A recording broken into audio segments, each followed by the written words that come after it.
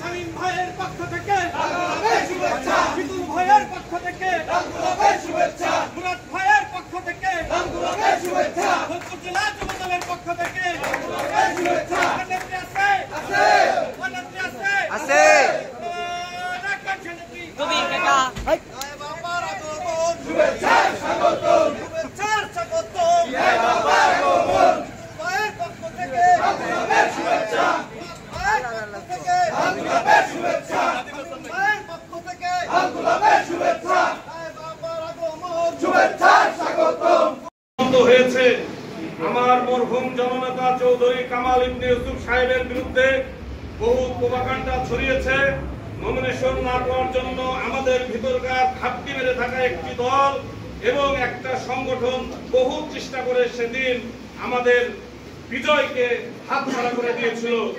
আজকে আমার নেত্রী চৌধুরী নায়েবা বোনেরা এবং আমার রাজকুমার ওয়ার্ডের সামনের সভায় সকলকে জানাচ্ছি বাংলাদেশ জাতীয়তাবাদী যুবদল ফরিদপুর জেলা সভাপতির সংগ্রামী শুধু একটি কথাই বলবো, অত্যন্ত সংক্ষিপ্ত করে বলবো, চৌধুরী কামাল ইবনে ইউসুফ, মরহুম চৌধুরী কামাল ইবনে ইউসুফ আমাদের যে রাজনীতির শিক্ষা দিয়েছে, সেই গণতন্ত্রের শিক্ষা দিয়ে গেছেন। সেই গণতন্ত্রের চর্চা দীর্ঘ 17 বছর পর বাংলার মাটিতে আবার হবে ইনশাআল্লাহ।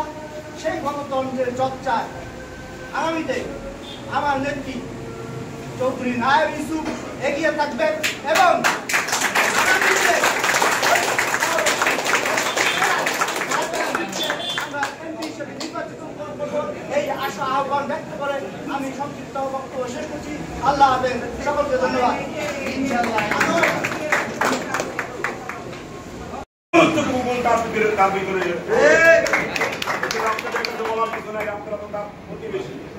আপনারা সকলে ঐক্যবদ্ধভাবে আগামীতে ধানের শীষে ভোট দিবেন এবং তাকে বিপুল ভোটের মাধ্যমে জয়যুক্ত করবেন। এই যে জাফর বলেছে টাকার কাছে আপনারা কেউ মাথা নত করবেন না। কমলাপুরবাসী আমার ধারণা টাকার কাছে মাথা নত করবে না। টাকার কাছে মাথা নত করার লোক টাকার ভালোবাসা দেয় যথেষ্ট। কামাল ইউসুফ যে ভালোবাসা আপনাদেরকে দিয়েছে, টাকার কাছে আপনারা কেউ বিক্রি হবেন না, এটা আমার বিশ্বাস। সকলকে ধন্যবাদ জানিয়ে আমি আমার বক্তব্য শেষ করলাম। বাংলাদেশ জিন্দাবাদ, শহীদ হোক, সরকার জিন্দাবাদ, মরহুম চৌধুরী কামাল ইবনে ইউসুফ মরহুম নায়েব ইউসুফ জিন্দাবাদ, জিন্দাবাদ। সকলকে ধন্যবাদ। আছে একটা হলো তেতুল, একটা তেতুলতলা, একটা বটতলা, এটা সবাই জানে যে কামাল ইউসুফ সাহেবের এলাকা। আপনাদের কাছে অনুরোধ, আপনারা কেউ টাকার কাছে মাথা বিক্রি করেন। আর আজকে নায়েব ইউসুফ মানে কামাল ইউসুফ, আপনারা বিশেষ করে তেতুলতলা, বটতলা, কমলাপুর, এরা মহেশ মন্দিরের সব সময় মহেশ মন্দিরের কাছে পলিটিক্স করেন। যে কোনো বিপদ আপদে আপনারা সবাই মহেশ মন্দিরের কাছে ছুটে যান, আপনারা কামাল ইউসুফ সাহেবের কাছে ছুটে যান। সেই হিসেবে আপনাদের কাছে অনুরোধ, আগামী দিনগুলো আপনারা যেমনি কামাল ইউসুফ সাহেবের সাথে ছিলেন, তেমনি আমাদের প্রিয় নেত্রী নায়েব ইউসুফের সাথে থাকবে এবং আপনাদের একমাত্র আশ্রয়স্থল থাকবে আমাদের মহেশ মন্দির। আমাদের বিভিন্ন লোক জায়গায় যাই বলুক, কমলাপুরের রাজনৈতিক আশ্রয়স্থল, বিপদের একমাত্র আশ্রয়স্থল আমাদের ফরিদপুরের আমাদের কামাল ইউসুফ সাহেবের যে মহেশ মন্দির। কমলাপুরে সবাই জানে যে কোনো বিপদ আপদ হলে এটি আমাদের আশ্রয়স্থল। সেই হিসাবে আপনারা বিগত দিনে কি হয়েছে, কিভাবে ইলেকশন হয়েছে, এই পতিত সরকার, স্বৈরাচার সরকার, ফ্যাসিবাদ সরকার রাতের অন্ধকারে ভোট নিয়ে গেছে, আপনারা জানেন। হ্যাঁ, ওয়ার্নিং দিলাম, যদি না গুরুবারে ভোট তাহলে দিলাম, আমরা সকস খেলো। হ্যাঁ, কারণ দিলানি মানে হলো খুব রাগী, কবে তোরা কমিটি করছিস, তোকে লোক নাই, এটাই বা কি হবে। অসুস্থ থাকলে কেউ সেটা হবে, সেদিনে রিল্যাক্স হবে, ওরা কমিটি করে নাই, ওরা রিল্যাক্স আছে। ওদের ওই যে থানা কমিটি গুলা, তারপরে কোতোয়ালি কমিটি, এই কমিটি ওদের করতে হবে। না না, আপনারা সকলে নিজ দায়িত্বে আপনারা আমার জন্য কাজ করবেন। কোন ধরনের অপশক্তি, কোন ধরনের রাজনীতি এই অঞ্চলের মানুষদের মুখে কোনো সুযোগ নেই।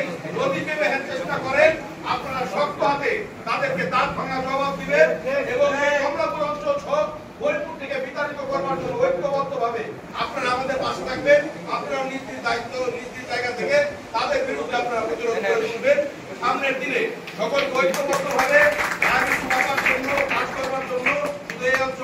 সমগ্র ফরিদপুরে আপনারা সকলে ঐক্যবদ্ধ হয়ে কাজ করবেন এই আশায় আমার ব্যক্ত করে আমি আমার সংক্ষিপ্ত বক্তব্য শেষ করছি।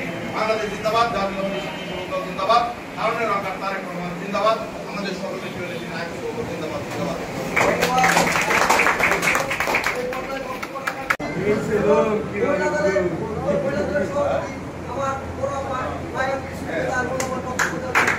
নেত্রী আছে, নেত্রী আছে, গণমানুষের নেত্রী আছে, ফরিদপুরের গণমানুষের নেত্রী আছে, শিশুর নেত্রী আছে,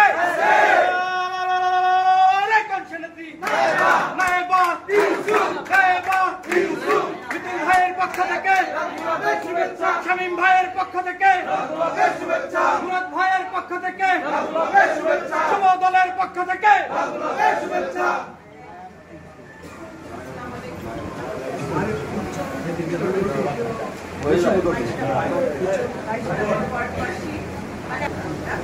আজকে আমি এখানে দাঁড়ায় দেখছি আমার আব্বা এখানে ছিল, আপনারাই বলতেছেন, আপনারা বলছেন তারপরে সে ভর্তি হয়েছে, তার এটা যে পরিবারের, তার উপরে যে দোয়া, তার উপরে যে আল্লাহর রহমত, 2001 সালেও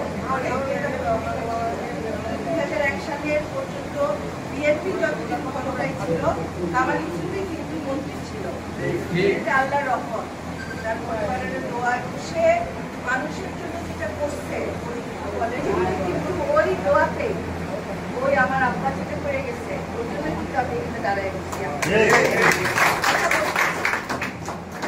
দুর্লভ আপনি দেখবেন, আপনি জমিদারি বলেন, লবি বলেন, 2-3 পুরুষের বেশি কিন্তু থাকে না।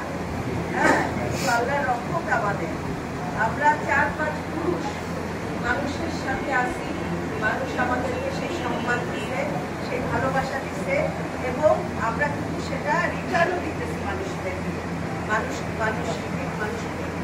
মতো করে আমরা সেটার ভালোবাসা সেই দিকটা আমরা পরিশোধ করার চেষ্টা করি।